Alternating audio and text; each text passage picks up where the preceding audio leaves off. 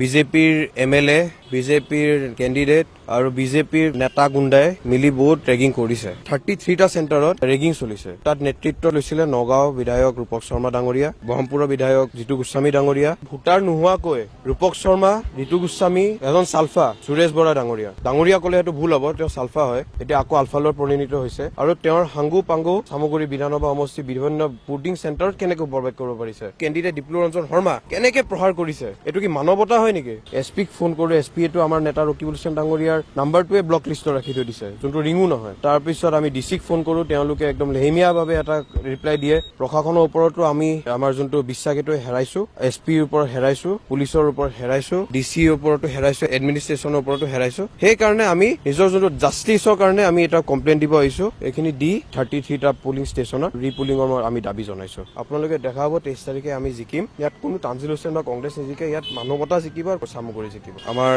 Pulling বুথত বিজেপিৰ MLA, বিজেপিৰ candidate আৰু বিজেপিৰ নেতা গুণ্ডাই মিলি বহুত ৰেগিং কৰিছে। তাৰ ওপৰত আমি এতিয়া কমপ্লেইন দিছো আমাৰ ৰিটাৰ্নিং অফিচাৰক। ইয়াৰ এটা কপি আমি দিল্লীৰ যোনটো আমাৰ চিফ ইলেকশ্যন কমিশ্যনৰ তাক পঠাইছো, আৰু এটা কপি আমি গুৱাহাটী আমাৰ যোনটো জনতা ভৱনত আছে ষ্টেট ইলেকশ্যন অফিচ তাতো পঠাইছো। 33টা চেণ্টাৰত ৰেগিং চলিছে। ৰেগিং চলোৱাত তাত নেতৃত্ব লৈছিলে নগাঁও বিধায়ক ৰূপক শৰ্মা ডাঙৰীয়া, ব্ৰহ্মপুৰৰ বিধায়ক জিতু গোস্বামী ডাঙৰীয়া। অতিতকৈ দুখ লগা কথা যে কেণ্ডিডেটজনে নিজে কংগ্ৰেছৰ যোনখিনি আমাৰ এজেণ্ট আছিল, পুলিং এজেণ্ট, তেওঁলোকক প্ৰহাৰ কৰিছে। আপোনালোকে নিউজত দেখা পাইছে যে বহুত ভিডিঅ' এটা ভাইৰেল হৈছে। আমাৰ এজেণ্টৰ ওপৰত যেনেকৈ প্ৰহাৰ কৰিছে আৰু যেনেকে ৰেগিং কৰিলে, প্ৰশাসনৰ ওপৰতো আমি আমাৰ যোনটো বিশ্বাস এইটো হেৰাইছো, এছপিৰ ওপৰত হেৰাইছো, পুলিচৰ ওপৰত হেৰাইছো, ডিচিৰ ওপৰতো হেৰাইছো, এডমিনিষ্ট্ৰেশ্যনৰ ওপৰতো হেৰাইছো। সেইকাৰণে আমি নিজৰ যোনটো জাষ্টিছৰ কাৰণে আমি এটা কমপ্লেইন দিব আহিছো আমাৰ নগাঁৱৰ যোনটো আমাৰ ATS চামগুৰি LAC ৰিটাৰ্নিং অফিচাৰক কাশ্যপ ডাঙৰীয়াক। এইখিনি দি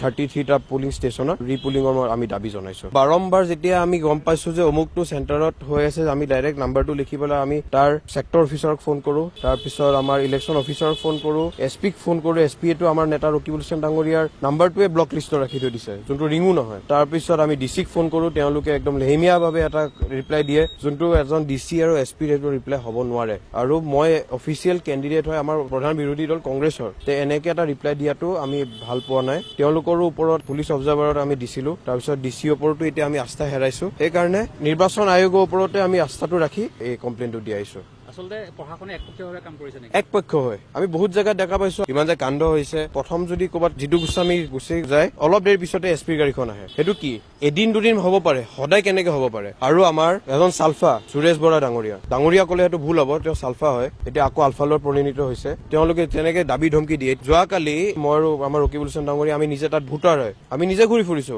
আমাৰ লগত কোনো ল'ৰা নাই, আমাৰ PSO বাহিৰে আমি কাকো লোৱা নাই। কালি মই যোনটো চেণ্টাৰত প্ৰৱেশ কৰিছো কেণ্ডিডেট হিচাপে, মোৰ PSO কেইটাও মই বাহিৰত থৈ গৈছো। তাৰপিছত কেনেকে ভোটাৰ নোহোৱাকৈ ৰূপক শৰ্মা, জিতু গোস্বামী, সুৰেশ বৰা আৰু তেওঁৰ হাংগু পাংগু চামগুৰি বিধানসভা সমষ্টি বিভিন্ন ভোটিং চেণ্টাৰত কেনেকৈ বৰবাদ কৰিব পাৰিছে। তাৰপিছত আপোনালোকে দেখা হৈছে যে যোনটো কেণ্ডিডেট ডিপ্লু ৰঞ্জন শৰ্মা কেনেকে প্ৰহাৰ কৰিছে, এইটো কি মানৱতা হয় নেকি? হ'ব পাৰে যে আমি বেলেগ পাৰ্টিৰ হ'ব পাৰো, কিন্তু প্ৰথমতেতো মানৱতাটো আহে। এনেকে প্ৰহাৰ কৰি পেলাই এনেকে ইলেকশ্যন জিকিব নোৱাৰে। আপোনালোকে দেখা হ'ব 23 তাৰিখে আমি জিকিম। ইয়াত কোনো তানজিল হুছেইন বা কংগ্ৰেছ নিজিকে, ইয়াত মানৱতা জিকিব আৰু চামগুৰি জিকিব।